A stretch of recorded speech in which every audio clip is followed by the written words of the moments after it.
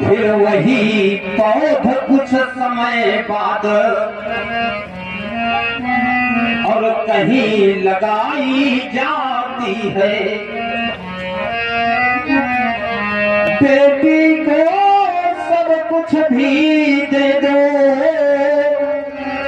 पर मन में संतोष नहीं होता। बैठे निजी निजी जारी समाज बने गिरो जनक अकुलाने बोले बचनी उधर जनसा।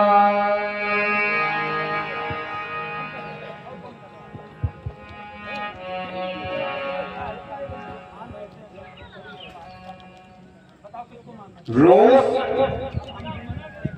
जनसाने और कब जब नपन बिलोगी तो जनक अकुलाने।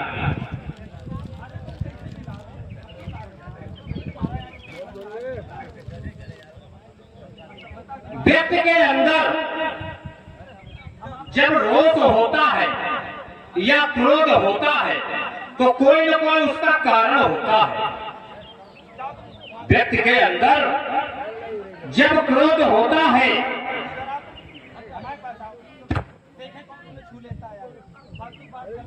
यार हम सम्मान कर रहे हो तो अपना सम्मान खुद हो रहे हैं। पूरी बात हो गई, जोकर गुलाम मारेंगे, जोकर गुलाम मारेंगे। ये नहीं कहा, ये नहीं कहा। अरे शांत रहो भैया।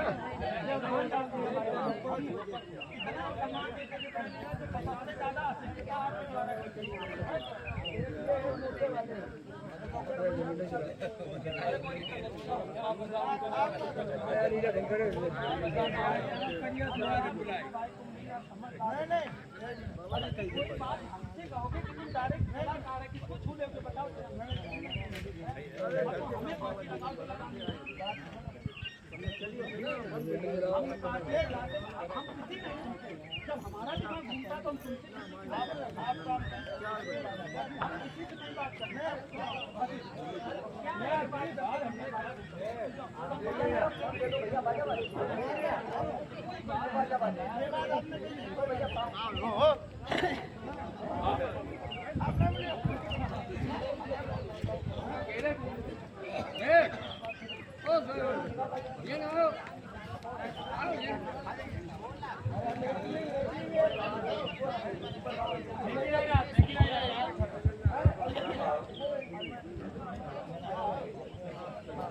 व्यक्ति के अंदर जब क्रोध होता है या रोष होता है तो कोई न कोई उसका कारण होता है। और मेरे क्रोध में होने का कारण कोई दूसरा नहीं है। मेरे क्रोध में होने का कारण कोई दूसरा नहीं, कारण सिर्फ आप लोग हैं। मैंने माना था कि यह पृथ्वी वीरों के द्वारा भोगी जाती है और आप लोगों ने भी माना होगा और जाना भी होगा कि वीर भोग्य वसुंधरा। लेकिन आज ये विरोधाभास क्यों समझ में आ रहा है? विरोधाभास ही नहीं, जिस समय हमारे बंदी के द्वारा प्रण की घोषणा की गई तो उस समय आप लोगों ने अपनी नियम और नैतिकता की सीमा को तोड़ दिया। मेरा प्रण था कि कोई एक नेपाल आकर इस अजगव का खंडन कर दे। मेरा प्रण था कि कोई एक नेपाल आकर इस अजगव का खंडन कर दे, लेकिन एक नहीं, दो नहीं, चार नहीं, भावावेश में आकर के आप लोगों ने भूप सहस्र 10 एक ही वारा और लगे उठावन पर टरी न टारा। हम मान ले या मान लिया जाए कि जिस समय 10,000 राजा एक साथ मिलकर अपने बल का प्रयोग कर रहे थे, जिस समय 10,000 राजा एक साथ इस अजगर को उठा रहे थे एक साथ मिलकर के, अगर उसी समय यह अजगर खंडित हो जाता, अगर मान लिया जाए कि अगर उसी समय ये अजगरों का खंडन हो जाता 10,000 राजाओं के द्वारा, तो क्या मेरी पुत्री किसी मंदिर का प्रसाद है जो खंड खंड करके आप लोगों को वितरित कर दिया जाता है? क्रोध तो केवल इस बात का है, धिक्कार है आपकी वीरता को, धिक्कार है आपके साहस को, धिक्कार है आपके क्षत्रित्व को और धिक्कार है आपके व्यक्तित्व को। लेकिन मित्रों, व्यक्ति के अंदर जब क्रोध होता है तो उसका विवेक शून्य हो जाता है। अगर किन्हीं ऐसे शब्दों का प्रयोग मेरे द्वारा हो जाए तो आप लोग मुझे बाद में दोष मत देना कि हम राजा जनक के यहाँ पर गए थे और उन्होंने अपमानित करके हमें मिथिला से हटा दिया। इसलिए मित्रों, मैं कहना चाहता हूँ कि चले जाएं आप लोग मेरी मिथिला से, परित्याग कर दें मेरी मिथिला का। और अगर इतने पर भी मेरी मिथिला का परित्याग नहीं तो आज मुझे विवश होकर के कुछ कहना पड़ रहा है। और कहना चाहता हूँ कि क्या ये वही मनुष्य हैं, क्या ये वही मनुष्य हैं जिन्होंने सिंधु का पान कर लिया, अंजलि बांध करके सिंधु का पान कर लिया, अरे बड़े बड़े पर्वतों को चकनाचूर कर डाला, रेत बना डाला, और आज श्रीहत भये हार ही राजा, फिर बैठे नित्य जाई समाजा। या यूं कह दूं कि यदि कोई व्यक्ति किसी स्थान पर श्रीहत हो जाता है या हार जाता है तो वह व्यक्ति उस स्थान का परित्याग करके वहां से चला जाता है। लेकिन यहाँ पर यह भी विरोधाभास है, और क्या कि हृदय से हार भी स्वीकार कर ली और पुनः अपने आसनों पर जाकर आसीन हो गए। यह श्रीहत भये हारी ही राजा, और फिर किया क्या कि तब बैठे निज निज जाहि समाजा। हृदय से हार भी स्वीकार कर ली और पुनः अपने आसनों पर जाकर आसीन हो गए। तो भाग्य के विधि अंक झूठे, हाय मैं जाऊं कहाँ, और ये रह गई कुंवारी कुमारी, यह वेदना गाऊं कहाँ, ये प्राण निभाना अब कठिन है, ये रत्न गर्भा तो बता, और वीर जब मही पर नहीं है,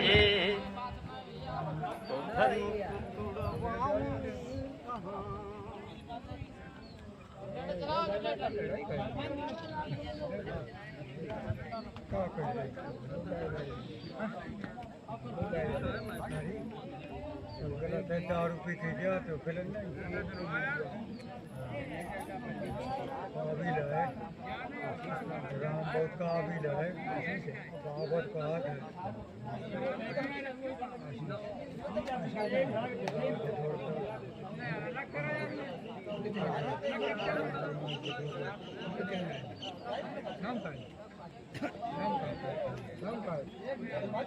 हाँ भरतिया का खबर कोई के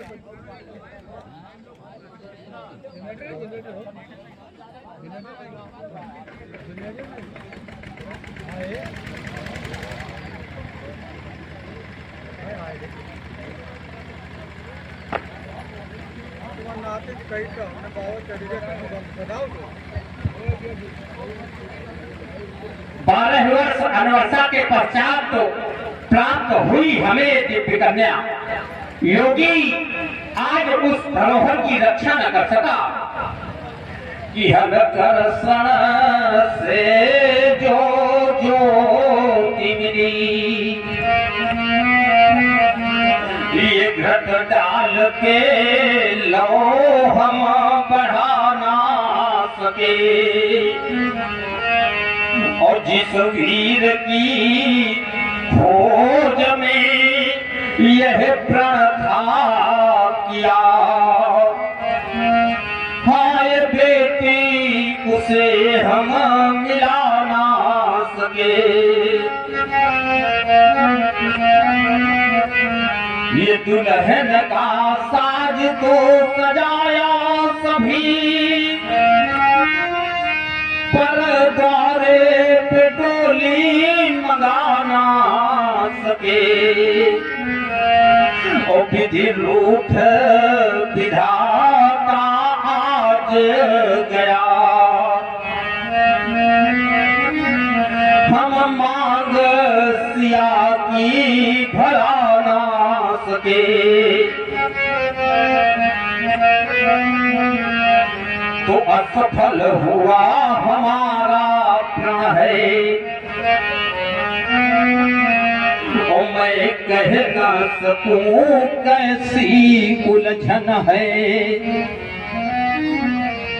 क्या होगा बन गई पहेली, ये सीता की राम कहानी। और मौन सभी हैं पंडित ज्ञानी। ओ मैं क्षत्रिय हूँ प्रण तोड़ न सकता,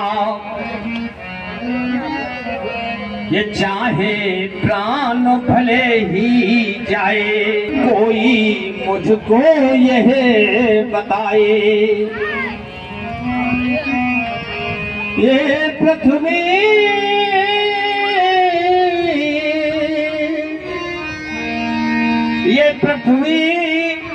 वीर विहीन हो गई, श्रीहद भय भूप अभिमानी। ओ मौन सभी हैं पंडित ज्ञानी। मैं क्षत्रिय हूँ प्रण तोड़ न सकता, और चाहे प्राण भले ही जाए, ये लेकिन बेटी का क्या होगा, कोई मुझको यह बताए।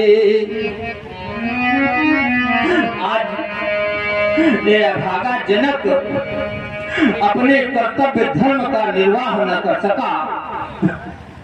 मैंने तो सोचा था कि आएगा कोई वीर और इस आयुध के खंड करके कर देगा मेरे प्रण की पूर्ति। बेटी का जीवन तो ऐसा होता है जिस प्रकार से धान की पौध, बेटी का जीवन तो ऐसा होता है जिस प्रकार से धान की पौध, जिस प्रकार से धान की पौध उगाई तो कहीं पर जाती है, लेकिन कुछ समय के पश्चात वो लगाई कहीं पर जाती है। उसी तरीके से बेटी का भी जीवन हुआ करता है।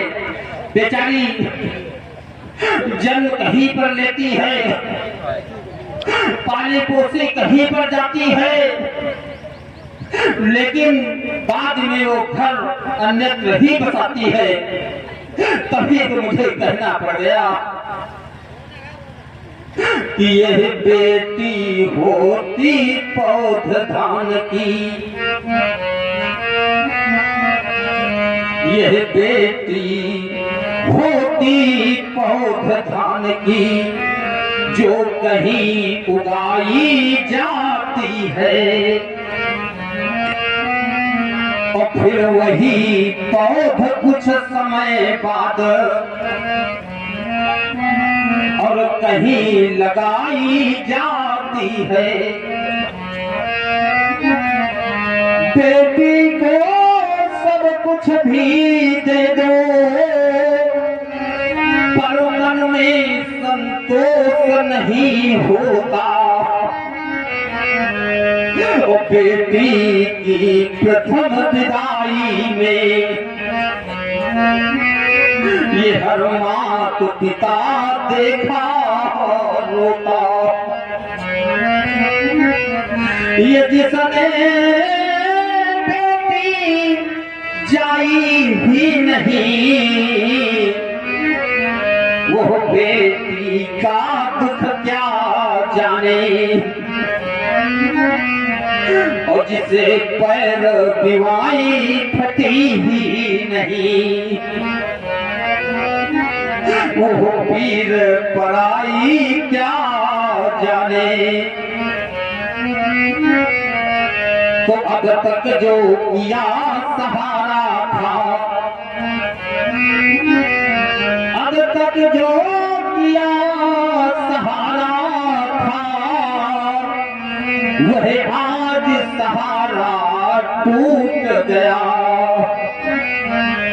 और जिस पर था हार्दिक हर्ष मुझे